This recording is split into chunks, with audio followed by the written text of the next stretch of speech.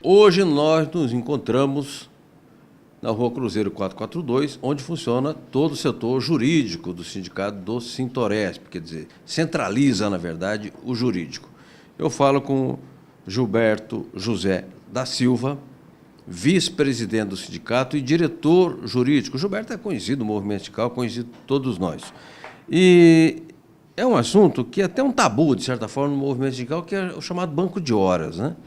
Quando surgiu esse banco de horas, era um pega para capar, ninguém sabia como é que ia funcionar, a lei estabelecia determinadas condições, depois os sindicatos tentaram mudar essas condições, e aqui no Sintoresp é curioso, porque a lei dizia o seguinte: você faz banco de horas e a empresa tem 360 dias para fazer a compensação, né, do banco de horas para o empregado. Aqui o sindicato baixou para 180 dias, portanto, diminuiu pela metade. Tem mais uma vantagem. O trabalhador, a cada hora que ele faz, ele acrescenta mais meia, ele ganha mais meia, vamos supor. Então, se eu fizer 20 horas no banco, na verdade, equivale a 30, portanto, eu tenho um ganho de 10 horas, tenho um ganho de 1/3. Isso é a ação sindical. Por que eu estou falando tudo isso? Eu sou jornalista e faço muita crítica à imprensa. A imprensa gosta de falar mal do sindicato, gosta de jogar pedra em sindicato. Agora, visitar um sindicato, botar o pé dentro da entidade, ver o que é o plantão de um advogado, ver o que é uma ação na porta de fábrica, uma negociação coletiva que às vezes demora 1, 2, 3, 4, 5 meses e às vezes nem tem solução, isso o nego não quer saber. Acha que o sindicato é só uma entidade burocrática e que quer arrecadar dinheiro, né, da categoria. Esse acordo de compensação de horas é muito importante para todos os trabalhadores do setor de hotéis, restaurantes, bares similares. Então, vamos perguntar ao Gilberto como é que funciona o banco de horas aqui na categoria e como é que o sindicato foi conseguindo esses avanços ao longo dos anos. Muito bem, você fez a sua explanação referente com conhecimento nos acordos coletivos e na lei, né? Você sabe que a lei foi criada na época do governo Fernando Henrique Cardoso. Qual é o sentido dessa lei? Essa lei veio para colaborar um pouco com as empresas que estavam em crise terrível em 2019 até 2005, 2005. Então, isso foi divulgado no meio, quando apareceu a lei foi, de uma certa forma, rejeitada pelo meio sindical. É verdade. Porque, na verdade, a lei, quando ela veio, a interpretação da lei só favorecia as empresas. Não oferecia nada. Na cabeça do trabalhador, até da nossa mesmo sindical, nós achávamos um absurdo, porque o sujeito sai de casa, já entra no serviço no seu horário costumeiro, trabalha 8 horas, e dali para frente, conforme a necessidade da casa, da empresa, ele fazia com que o trabalhador cumprisse mais 2 horas. E essas 2 horas não caracterizavam como remuneração, nada como hora extra, e sim para efeito de compensação. E a empresa adotava a compensação dentro de um prazo de 365 dias, um tempo muito longo, porque muitas das vezes, muitos trabalhadores no Brasil perdeu as horas de banco de hora por esquecimento. E a empresa também, por sua ganância de não pagar,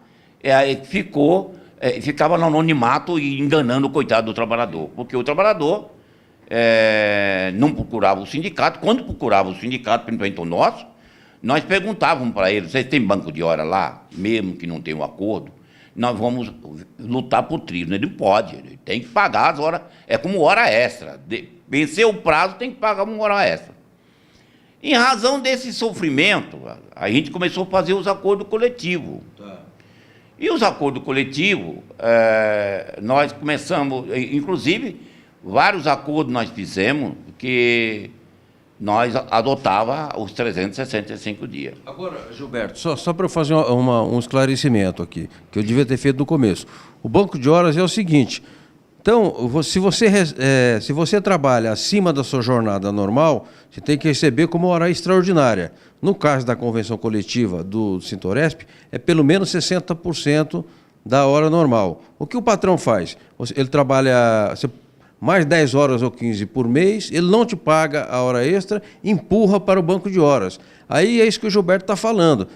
360 dias, o sujeito até saiu da empresa, mudou de estado e aquele dinheiro ficava lá. Na verdade, o patrão se apropriava. Aí se estabeleceram um critério na convenção coletiva e depois nos acordos coletivos.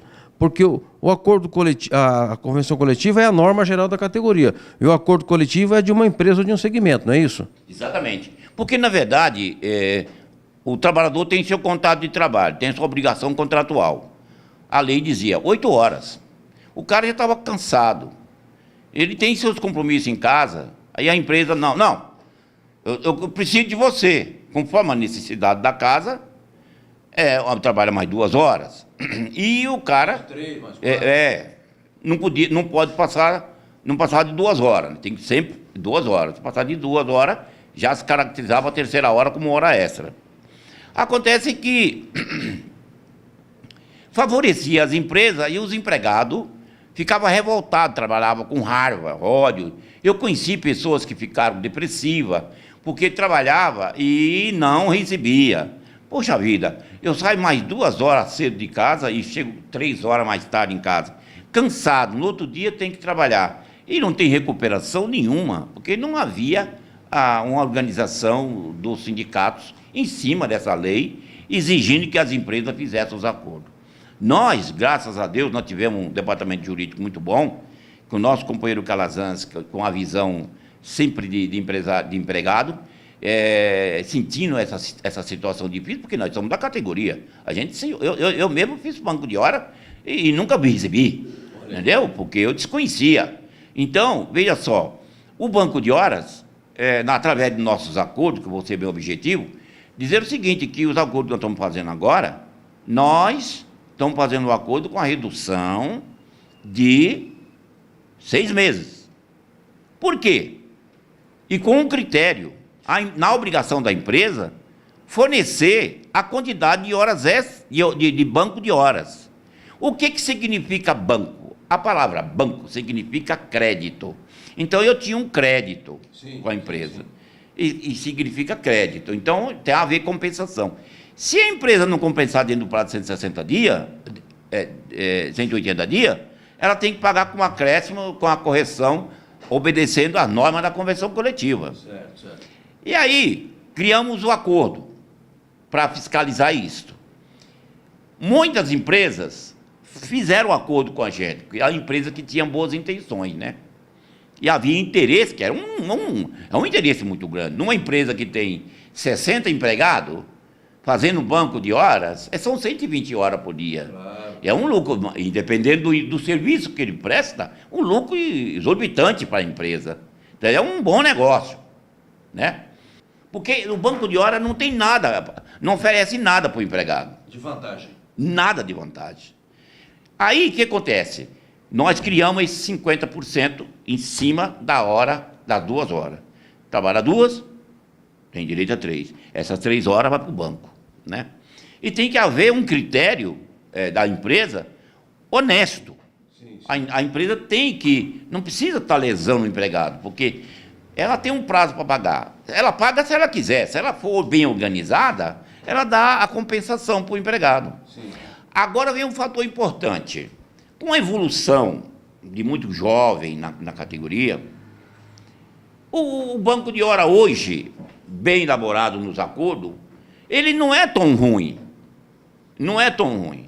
Desde quando que se faça o acordo coletivo com o sindicato, que seja vigiado pelo sindicato. Sim.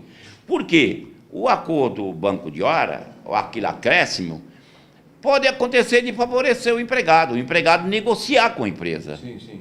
Olha, eu estou cansado, eu tenho uma viagem para fazer, um exemplo. Sim. Eu tenho um casamento, preciso de 4, 5 dias. Eu tenho um crédito, eu não preciso pedir licença para a empresa, ou se faltar ao emprego, sim, e ser reduzido o meu salário. Então, eu compenso. Há um interesse, né? Há um interesse de ambas as partes.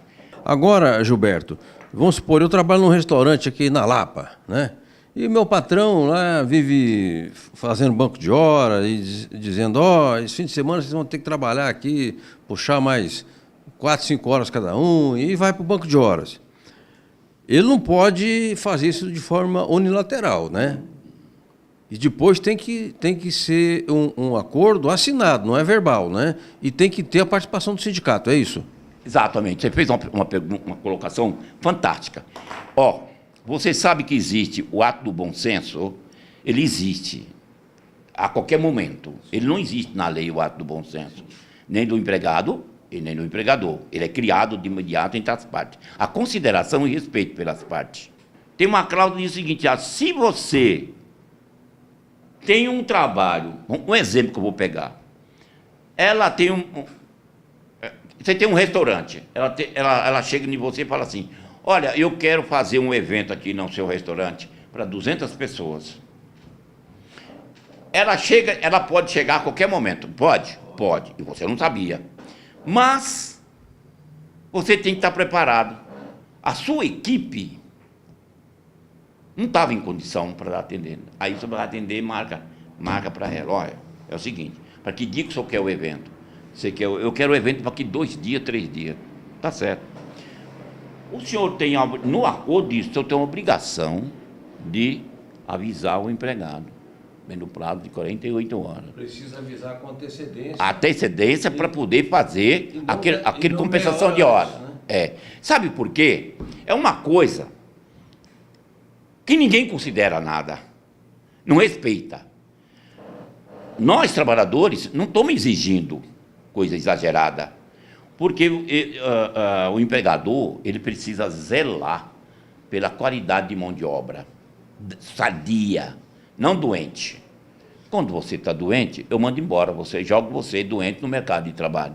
Quando eu precisar, eu vou buscar você doente no mercado de trabalho? Não. A responsabilidade é muito grande, não é? Ser empresário hoje não é caso de brincadeira, de caridade, não. É muita coisa séria, não é coisa de moleque. Eu falo isso. Então, ele se prepara. Aí ele chega e fala para o empregado: ó, empregado, eu tenho um direito, eu sou empresário, sou seu patrão. Eu tenho um evento tal dia, assim, assim. Aí é que entra o ato do bom senso das partes.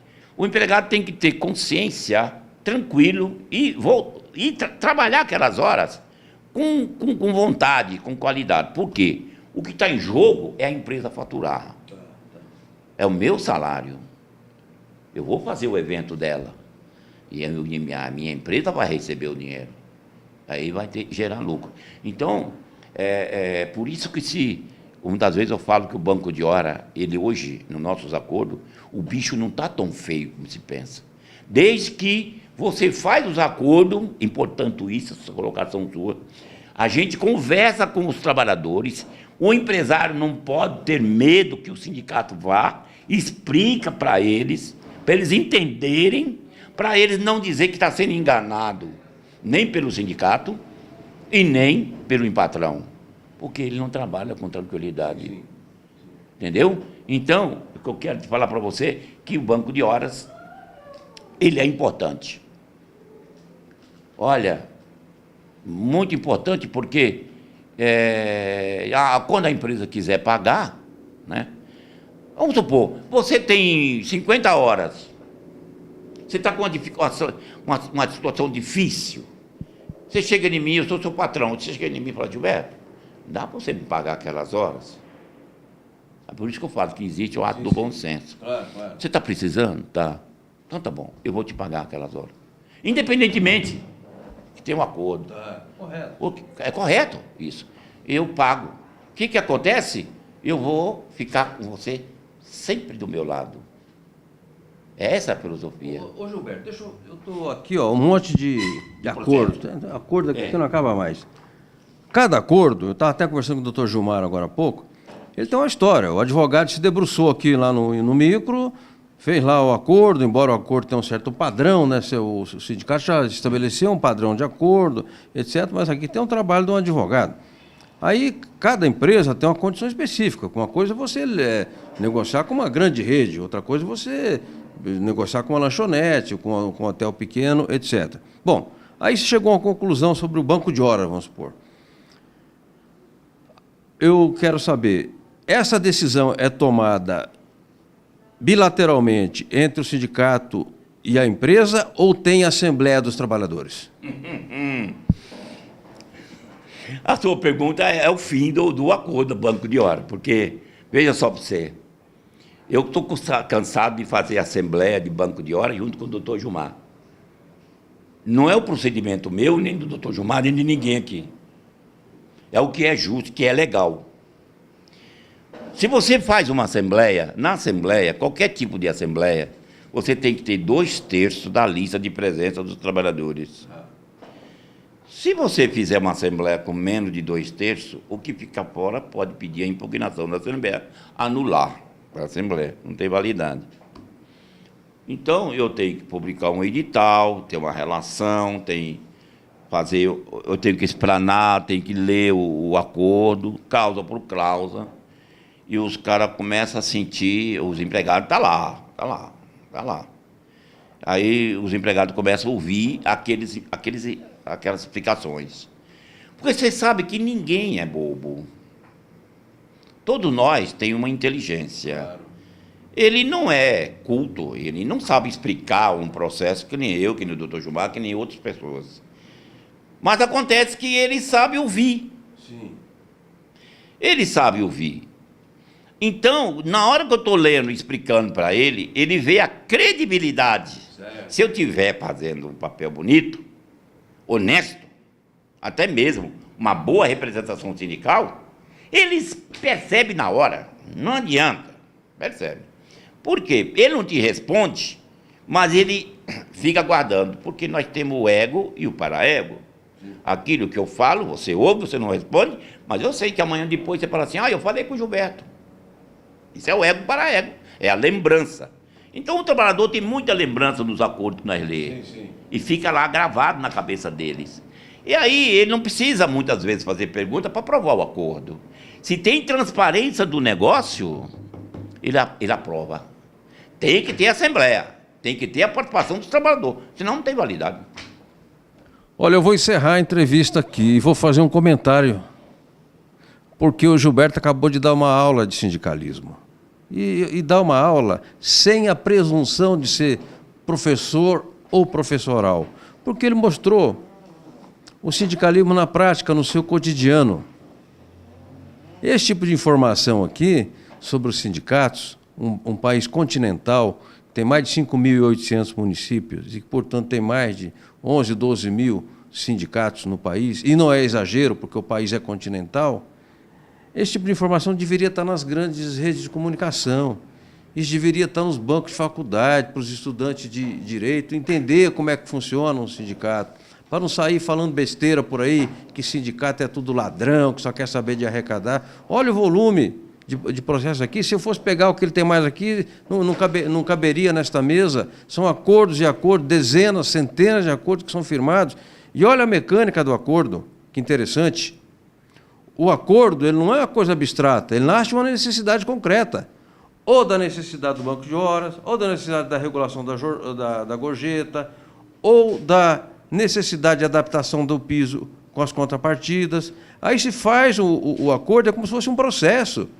Aí esse acordo, ele tem que cumprir a lei, tem que cumprir a convenção coletiva, chega na empresa. E aí o Gilberto colocou a cereja no bolo. É a assembleia, meu camarada. Se não tiver 2/3, não tem valor. Então, isso é o sindicalismo. O sindicalismo é democrático. O sindicalismo ouve o trabalhador. E esse ditado que nós falamos no sindicalismo, que a Assembleia é soberana, não é papo furado, não. A Assembleia é soberana. E se o Gilberto chegar com um acordo vagabundo lá, a Assembleia vai dizer, cá não, Gilberto. Aqui nós não aceitamos isso, não. Melhor esse acordo. Não é assim, Gilberto? É verdade. Eu cansei de cancelar a Assembleia porque não tinha 2/3. Eles falavam para mim, por que eu não posso realizar, Gilberto? Não, Gilberto, realiza de qualquer jeito. Eu falei, não vou realizar porque não estou sendo verdadeiro. Porque a lei diz que tem que ter 2/3. Porque a maioria fora pode pedir impugnação, nós passamos vergonha. Você acha que é justo fazer? Não, tem que fazer a Assembleia. Mas nós estamos autorizando você. Não, mas você não tem poder para autorizar a fazer a Assembleia irregular. Eu não faço. Pois bem, e o Gilberto, então, acrescentou um outro elemento à ação sindical, é a responsabilidade. Um abraço e até a próxima.